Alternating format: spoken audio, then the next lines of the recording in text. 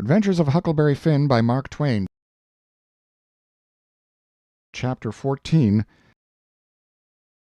By and by, when we got up, we turned over the truck the gang had stole off'n the wreck, and found boots and blankets and clothes and all sorts of other things, and a lot of books, and a spy-glass, and 3 boxes of seegars. We hadn't ever been this rich before in neither of our lives. The seegars was prime. We laid off all the afternoon in the woods, talking, and me reading the books, and having a general good time. I told Jim all about what happened inside the wreck and at the ferry boat, and I said these kinds of things was adventures, but he said he didn't want no more adventures. He said that when I went in the Texas and he crawled back to get on the raft and found her gone, he nearly died, because he judged it was all up with him any way it could be fixed, for if he didn't get saved he would get drownded, and if he did get saved, whoever saved him would send him back home so as to get the reward, and then Miss Watson would sell him South, sure. Well, he was right. He was most always right. He had an uncommon level head for a nigger. I read considerable to Jim about kings and dukes and earls and such, and how gaudy they dressed, and how much style they put on, and called each other your majesty and your grace and your lordship and so on, instead of mister, and Jim's eyes bugged out and he was interested. He says, "I didn't know dey was so many of 'em. I ain't heard about none of 'em, scasely, but old King Sollermun, unless you counts dem kings that's in your pack of your cards. How much do a king get?" "Get?" I says. "Why, they get $1,000 a month if they want it. They can have just as much as they want. Everything belongs to them." "Ain't that gay? And what do they got to do, Huck?" "They don't do nothing." "Why, how you talk! They just set around." "No, is that so?" "Of course it is. They just set around, except maybe when there's a war. Then they go to the war. But other times they just lazy round, or go hawking, just hawking and Shh! Do you hear a noise?"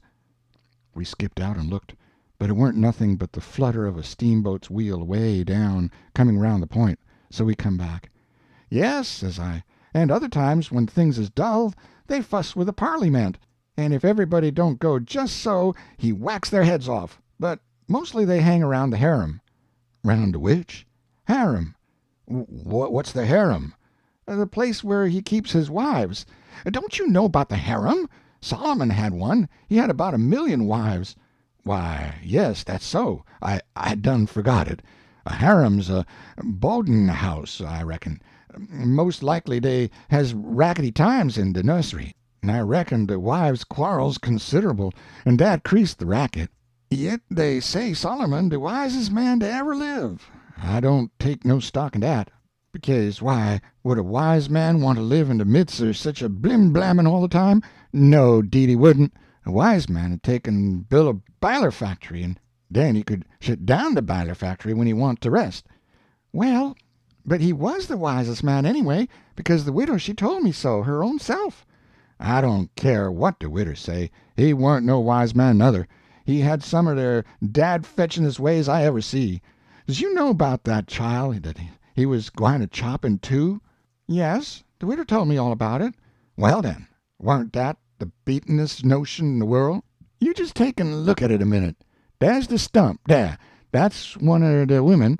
Here's you, that's the other one. I's Sollermun, and dish yer dollar bill's de child. Before'n you claims it, what does I do? Does I shin round 'mongs the neighbors and find out which'n you de bill do belong to, and hand it over to the right one, all safe and sound, the way dat anybody dat any gumption would? No, I take and whack de bill in two, and give half on it to you, and t'other half to the other woman. That's the way Solomon was going to do with the child. Now I want to ask you, what's the use of the half a bill? Can't buy nothing with it.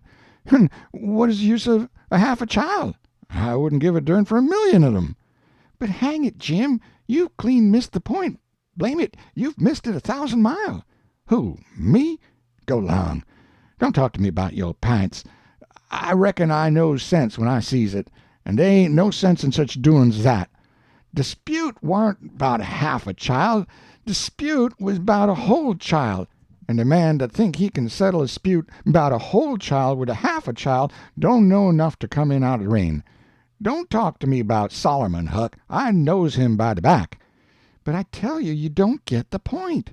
"Blame de point. I reckon I knows what I knows. And mind you, de real p'int is down furder. It's down deeper. It lays in de way Solomon was raised.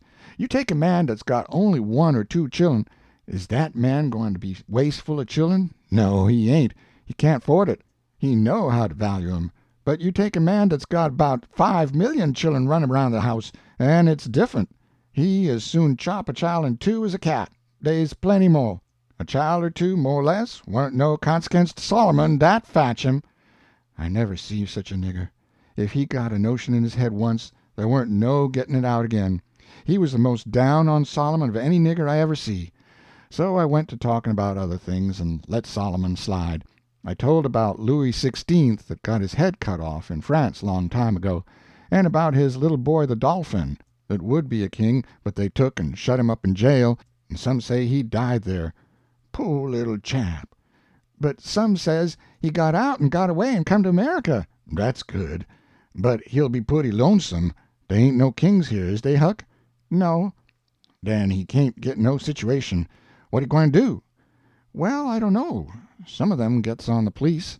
Some of them learns people how to talk French. Why, Huck, don't the French people talk the same way we does? No, Jim, you couldn't understand a word they said, not a single word. Well, now, I be ding-busted. How did that come? I don't know, but it's so. I got some of their jabber out of a book. Suppose a man was to come to you and say, "Parlez-vous Francy," what would you think? I wouldn't think nothing. I'd take and bust him over the head, that is, if he weren't white. I wouldn't 'low no nigger to call me dat. Shucks, it ain't calling you anything, it's only saying, "Do you know how to talk French?" Well, den, why couldn't he say it? Why, he is a-saying it. That's a Frenchman's way of saying it.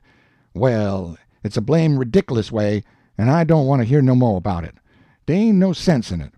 Look here, Jim, does a cat talk like we do? No, a cat don't. Well, does a cow? No, a cow don't neither. Does a cat talk like a cow, or a cow talk like a cat? No, they don't. It's natural and right for 'em to talk different from each other, ain't it? Course. And ain't it natural and right for a cat and a cow to talk different from us? Why, most surely it is.